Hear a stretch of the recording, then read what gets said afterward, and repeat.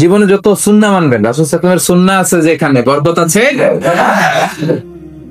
যেখানে সুন্নাহ সেখানে বারাকা, সেখানে আপনি বারাকা পাবেন। যে কোনো সুন্নাহ, like Sunnah of eating, Sunnah of sleeping, Sunnah of travelling, Sunnah of trading, খাওয়া, ঘুমানো, সফর করা, ব্যবসা, কাজ করা, যে কোনো কাজের ক্ষেত্রে সুন্নাহ মানলেই ওটার মধ্যে বরকত আছে না নেই?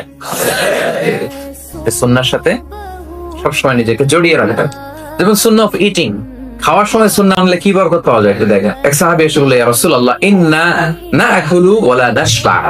হে আল্লাহর রাসূল, আমরা খাই কিন্তু পেট ভরে না। এরকম অনেক সময় হয় না? হয়, কার হয় দেখি? খাইলেও পেট ভরে না, দেখি কার কার। সাহস করে দিয়ে একজন হাত তুলে ফেলছে। ঠিক আছে, সাহসের জন্য ধন্যবাদ। হতে পারে যারা কাজ করে বেশি, চিন্তা করে বেশি, ক্ষুধা লাগে না। নট নেসেসারি যে আপনার অনেক দৌড়াইতে হবে, এক্সারসাইজ করতে হবে না। আপনি ব্রেন স্টর্মিং করলে ক্ষুধা লাগবে। আমি নিজেও ফিল করি, যখন কোনো কিছু নিয়ে খুব ভাবি তখন ক্ষুধা লাগে, এটা হয়।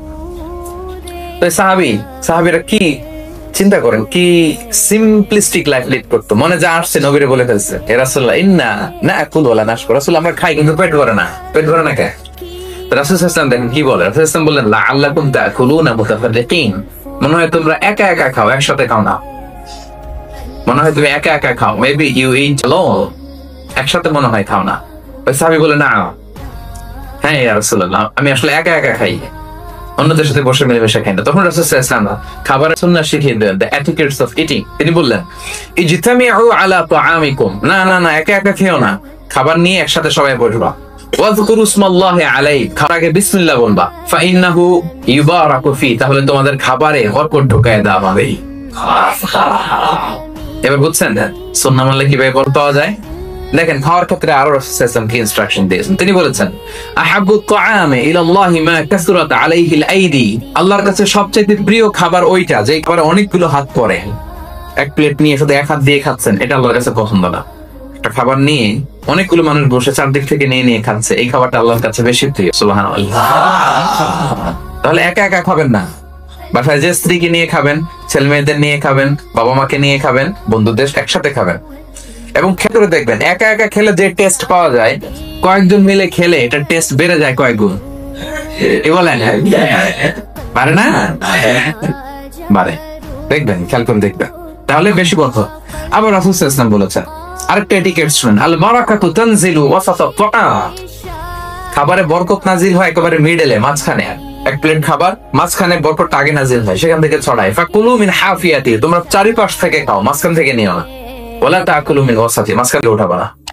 তাহলে লেটস সে বিরিয়ানি আনা হলো এক বোল, আপনি যখন ডিস্ট্রিবিউট করবেন বা খাবেন, আপনি এক পাশ থেকে শুরু করবেন, করতে করতে করতে করতে মাঝখানে যাবে। অনেকে একবার মাঝখান থেকে শুরু করে না, বরকত না হলে ওই জায়গায় ওইটাই যদি একজনকে দিয়ে দেন, তো বাকিরা বরকত পাওয়া লাগবে না। তাহলে বুঝে শুনে না। আরো কি বলেছেন রাসূল সাল্লাল্লাহু আলাইহি ওয়াসাল্লাম, তুআমুল ওয়াহিদি ইয়াকফিল ইসনাইন। দেখেন আমাদের ইসলামিক ভ্রাতৃত্ববোধ কত সুন্দর। একজনের খাবার দুইজনের হয়ে যায়। রাসূল সাল্লাল্লাহু আলাইহি ওয়াসাল্লাম বলেছেন, তুআমুল ইসনাইনি ইয়াকফিল আরবাআ। দুজনের খাবার চারজনের হয়ে যায়। তুআমুল আরবাআ ইয়াকফিল আস-সামানিয়া। চারজনের খাবার আটজনের হয়ে যায়। এটা আমাদের ভ্রাতৃত্ববোধ। একটা বঙ্কুস তাহলে দুজন খাওয়া যায় না?